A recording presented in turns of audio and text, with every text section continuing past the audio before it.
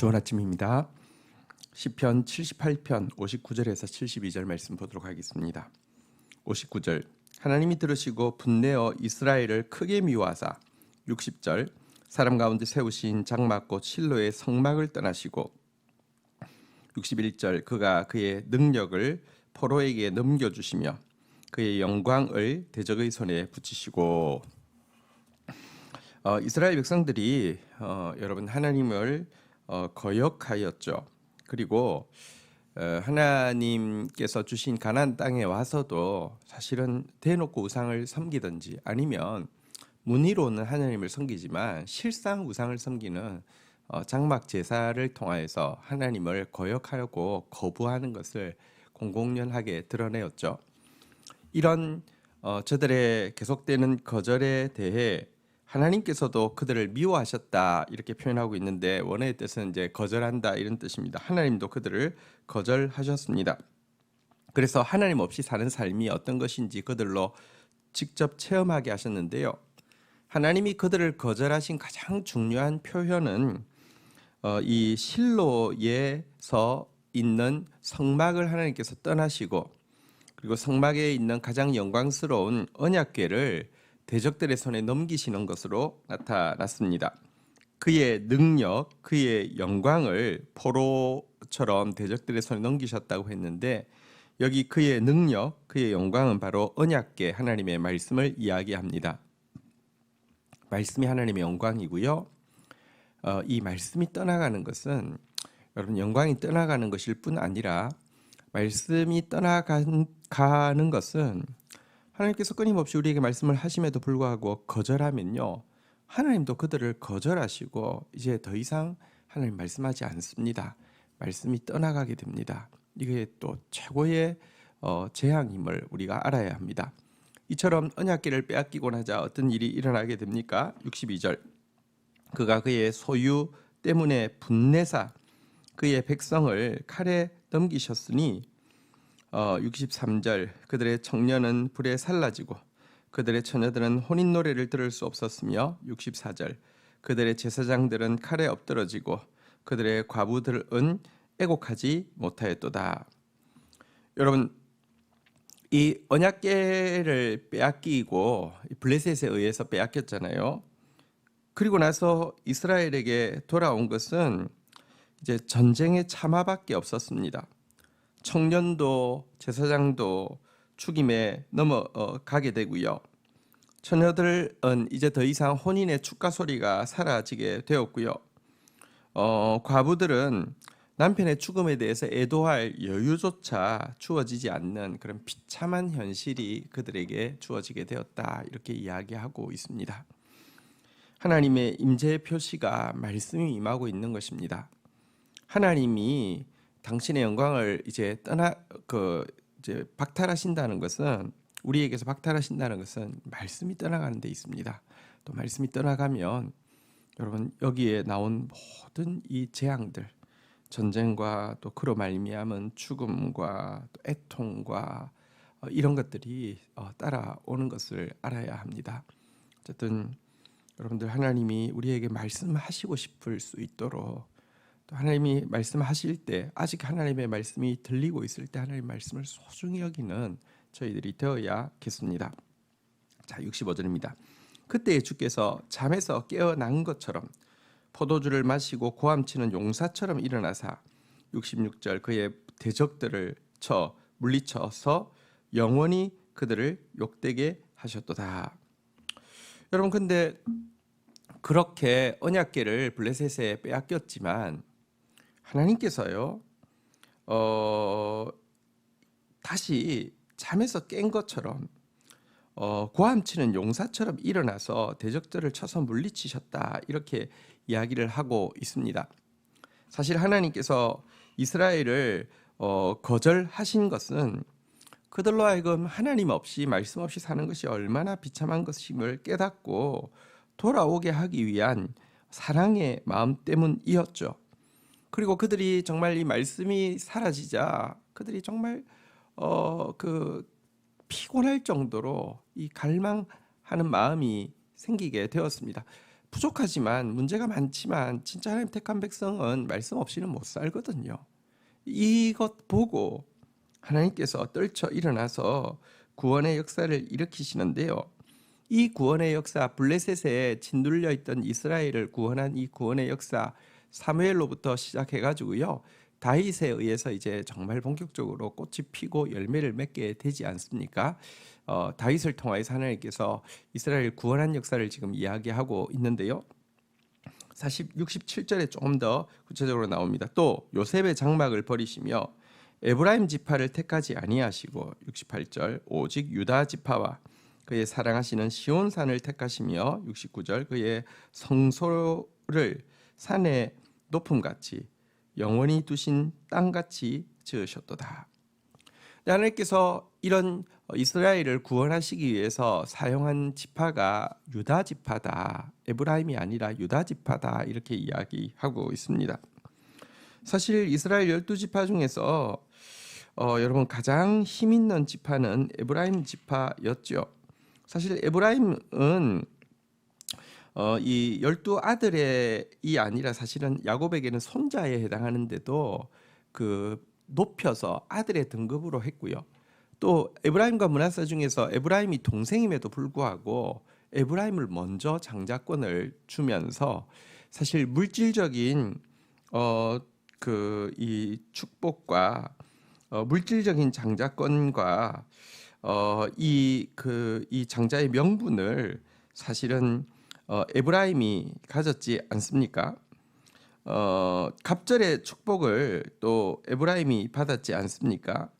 하지만 이 에브라임은 사실은 무기를 다 갖추었지만 전쟁의 날에 물러갔다고 이 시의 초반부에서 이야기했는데요.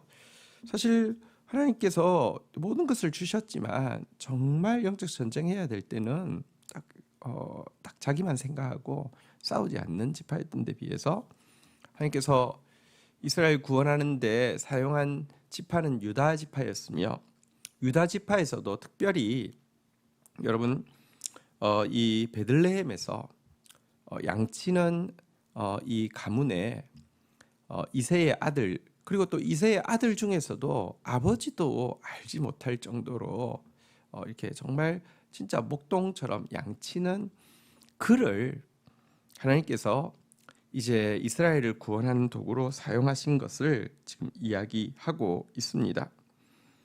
여기서 하나님은 큰 자를 통하여서 일하시는 것이 아니라 작은 자를 통하여서 일하신다는 사실도 보여주고 있고요. 또 한 가지 다윗을 그렇게 사랑하신 이유는 다윗을 그렇게 사용하시는 이유는 그가 정말 하나님을 사랑하는 사람이었기 때문입니다. 정말 하나님의 말씀을 사모하는 사람이었기 때문입니다. 그는 정말 하나님을 사랑했고요. 또 그는 특별히 이 하나님의 말씀을 정말 사랑했죠. 언약궤가 하나님의 특별한 능력으로 블레셋에서 이스라엘까지 돌아오는 것은 직접 하나님의 권능에 의해서 돌아왔지만 다윗이 왕이 되어서 있을 때까지 왕이 될 때까지 언약궤는 사울 시대 40년 동안의 통치 기간에 방치가 되어 가지고 어디 있는지도 모를 정도로 방치가 되었습니다. 말씀에 아무런 관심이 없었죠. 그러나 다윗은 그 언약궤를 찾을 때까지는 내 눈으로 잠들지 않게 하겠다라고 하면서 얼마나 찾았는지 모르지요. 말씀을 사랑하고 하나님을 사랑하는 다윗을 통하여서 또 가장 작은 자 다윗을 통하여서 하나님이 이 구원을 이루신 것을 잘 보여주고 있고요. 그리고 이 유다 지파의 이 기업에 속해 있던 바로 이 시온산을 이제 실로가 아니라 이 시온산을 하나님의 이제 그 성소로 삼으실 계획이 있었음을 보여주고 있습니다. 자, 70절입니다. 또 그의 종 다윗을 택하시되 양의 우리에서 취하시며 71절 젖 양 지키는 중에서 그들을 이끌어내사 그의 백성인 야곱 그의 소유인 이스라엘을 기르게 하셨더니 여기도 나와 있는 대로 다윗을 이제 양의 우리에서 전량 지키는 자 중에서 택하였다. 가장 작은 들판에서 양을 지키고 그러면서도 하나님을 찬양하고 하던 바로 그 다윗을 통하여서 이 일을 이루셨다. 이렇게 이야기하고 있는데요. 이것은 계속 하나님께서 유다 지파에서 다스린 자가 나와서 이 민족을 구원할 것이라고 하신 그 오래된 예언을 이루시는 것이기도 하고요. 또 한 가지는 구체적으로는 이 유다 지파에서 나와서 다스리는 다윗은 사실은 다윗 자체가 아니라 예수 그리스도의 예표가 되기 때문에 그렇습니다. 예수 그리스도를 통하여서 온전한 구원을 이루실 것에 대해서 예표가 되기 때문에 그렇습니다. 가장 겸손하신 예수 그리스도, 그리고 가장 하나님을 사랑하시고 말씀을 사랑하신 예수 그리스도를 통하여서 이 구원의 역사를 이루신다는 것입니다. 마지막으로 다윗의 통치에 대해서 이렇게 기록하고 있습니다. 72절 이에 그가 그들을 자기 마음의 완전함으로 기르고 그의 손의 능숙함으로 그들을 지도하였도다. 하나님께 세움받은 이 다윗은 이제 선한 목자 되신 예수 그리스도의 예표가 되어서요, 이스라엘 백성들을 정말 잘 이렇게 기르고 지도하였는데요. 그의 이 백성들을 통치한 것에 대해서 마음의 완전함과 손의 능숙함이다라고 이렇게 묘사하고 있습니다. 일단 마음이 온전한 마음으로 양들을 사랑했고요. 마음은 있는데 손의 능숙함, 스킬풀한 것, 그러니까 정말 지혜가 없어서 제대로 또 마음만 잔뜩 있고 지혜가 없는 게 아니라 마음에는 정말 완전한 사랑이 있었고요. 손에는 완전한 지혜와 능력이 있어서 그들을 바른 길로 이끌었다. 이렇게 이야기를 하고 있는데요. 바로 이분이 예수 그리스도이십니다. 그리고 이분의 다스림 안에 있는 양이 또한 우리입니다. 그래서 이 시편 78편에 이 참 이스라엘 역사를 쭉 훑으면서 나온 이 정말 부끄럽고 참담한 모습도 우리의 모습이지만, 그럼에도 불구하고 우리에게 예수 그리스도를 보내주셔서 지금도 우리를 그 마음의 완전함으로 기르시고 손의 능숙함으로 기르신다는, 지도하신다는 이것도 우리를 향한 주님의 약속입니다. 그럴진데 우리가 이 시대를 살아가면서 또 한 사람의 다윗처럼 정말 겸손한 사람으로서, 또 정말 말씀을 사랑하는 사람으로서, 말씀이 임하고 있는 것이 최고의 능력과 영광인 줄 아는 사람으로서 살아가는 것이 우리가 이 땅을 살아가고 또 78편의 교훈을 제대로 받은 것에 증거가 되어질 것입니다. 주신 말씀 붙잡고 기도하며 나가도록 하겠습니다. 주님 감사합니다. 우리가 하나님의 말씀을 거절하고 멸시할 때 하나님께서 그 말씀을 거두어 가신 것을 보게 됩니다. 그리고 그것이 얼마나 큰 재앙인지 깨닫게 됩니다. 주님, 말씀이 아직도 임하고 있다는 것에 무한히 감격하게 하여 주시고, 말씀이 거듭거듭 임할 수 있는 사람 되어질 수 있도록 말씀을 최고의 능력이며 말씀을 최고의 영광으로 알고 말씀을 구하는 저희들 되어질 수 있도록 인도하여 주옵소서. 하나님, 정말 물이 없어서 또 양식이 없어서 기다리고 기근이 아니라 하나님의 말씀이 없음임을 이 시대에 고백합니다. 정말 말씀을 가난하게 사모하다가 이미 그 마음의 완전함으로 손의 능숙함으로 저희들을 기르고 지도하고 계신 예수 그리스도의 통치 아래 더 들어가는 자 되어질 수 있도록 은총을 베풀어 주시옵소서. 또한 저희들도 또 작은 다윗으로서 주님, 그런 마음으로 하나님의 교회를 섬기고 이 땅에서 다스리고 정복하는 자로서 세워져 갈 수 있도록 은총을 베풀어 주시기를 간절히 간구하고 소원합니다.